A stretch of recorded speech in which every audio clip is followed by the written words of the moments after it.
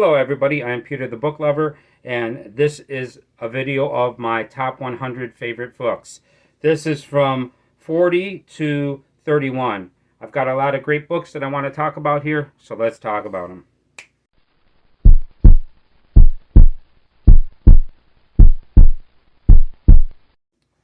Hello everybody, I am Peter the Book Lover. I like to read a lot of books, and I like to talk about books and collect books. So this is a list of my top 100 favorite books.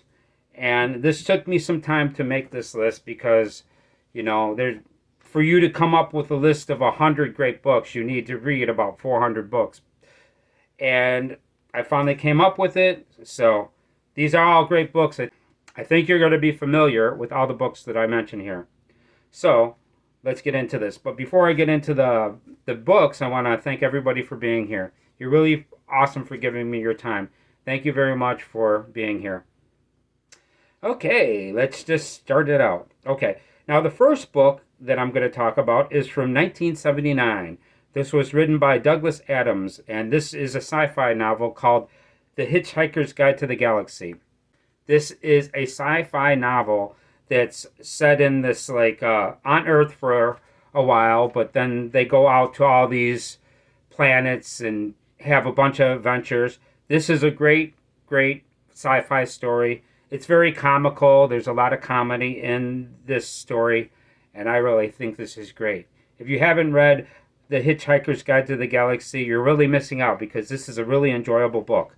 And it's a short book, but it's fantastic. I still haven't read the rest of the books in the series, but I'm looking forward to reading more of them pretty soon. So, The Hitchhiker's Guide to the Galaxy is number 40. Okay. The next book is number 39, and this is from 1897, and this was written by Bram Stoker, and this is a classic horror novel called Dracula. Now, you've heard of this, I'm positive, and this is the story of Count Dracula, and this is wonderful. They also did a version of Nosferatu. So if you watch Nosferatu, it's based off of this book.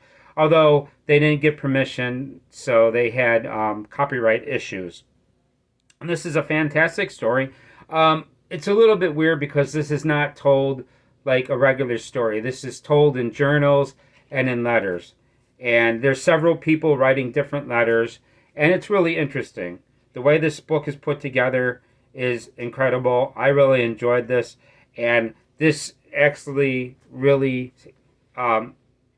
supercharged the vampire genre. So if you haven't read Dracula, I highly recommend it. Although it might be a little bit difficult for you to get into it first because of the way that it's written in letters and in journals. The next up is book number 38. And this is from 1952. This was written by E.B. White, and this is a children's book. This is Charlotte's Web. And this is a fantastic story of a pig that's about to be executed, and this girl saves this pig, and then she raises this pig, and this pig actually winds up being on a farm, and it befriends a spider, and they have a wonderful friendship. You're going to love Charlotte, the spider, and you're going to love Wilbur the pig. It's a fantastic story, and I really enjoyed it. And yeah, it's a children's novel, so chances are most of the people that are watching this have read this when they were a kid.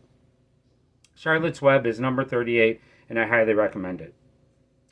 Okay, next up is book number 37, and this was written in 1952. This was written by John Steinbeck, and this is East of Eden. And this is a fantastic book. This is a book that's told all over a lifetime, and it's a very interesting book. It's a very long book by John Steinbeck, but this is a very good one. I really enjoyed this, and it was a great time. I really enjoyed this book. There's some great characters in this book, and yeah, there's this character called Catherine that's really crazy. She's a very interesting person to read about. I really enjoyed this a lot. Lovely book. East of Eden is number 37, and I highly recommend it. Okay, now we've got 36. Now 36 was from 1972, and this is written by David Morrell. and this is First Blood. Now, there's a movie called First Blood. That was my introduction to this, and I didn't know that this was a book for the longest time. And then I found out it was a book, and I finally got a chance to read this book, and I was really blown away by it. It's an incredible book, an incredible movie as well, but the book is really, really good. I really enjoyed it, and this book has a fantastic ending to it. I love the ending. The ending will blow you away if you're into the type of endings that I like, and I love the ending of this book. It's really crazy, and I really enjoyed it. That's First Blood by David Morrell. That is number 36. Now, let's get into number 35. Now, this one, a lot of people have read this one. This is from 1950, and this is written by C.S. Lewis, and this is the classic, The Lion, the Witch, and the Wardrobe. This is another children's story, but this is an amazing children's story. It truly is. The imagination is fantastic, and this actually is very biblical, if you know what I mean. It really reminds you of the Bible when you read this book, and it's got a lot of great positive message in it in this book. And the characters are incredible. They've got the witch. She's an amazing villain. They got Aslap, the lion. Oh, I just love it. The Lion, the Witch, and the Wardrobe is an amazing time. And also the movie by Disney was very good as well.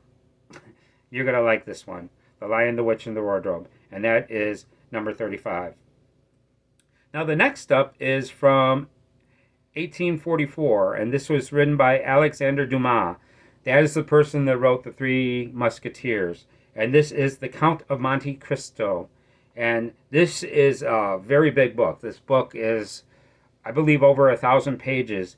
And it's very entertaining. Now, a lot of people actually put this book a lot higher on their list because it is an incredible book.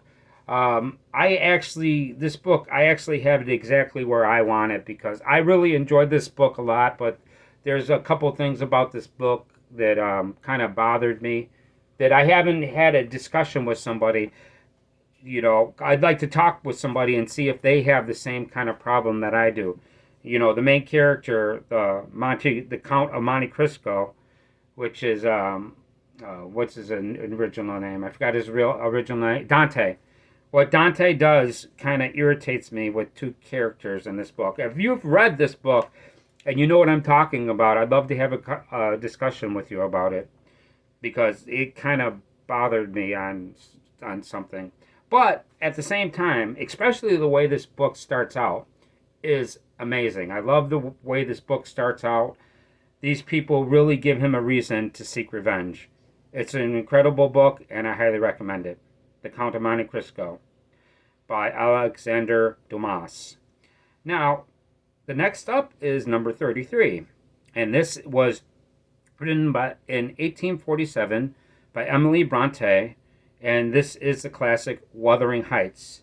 Now, I've only read this book once, and I want to read this again. But reading it the first time, I highly enjoyed it. But if you ever read this book, you'll know why I want to read it twice. Because it's kind of hard to understand what this book is about. And you really understand this at the end of this book. And I could tell that this is going to be a book that you'll enjoy the second time around more than the first time. Because you'll understand what's going on.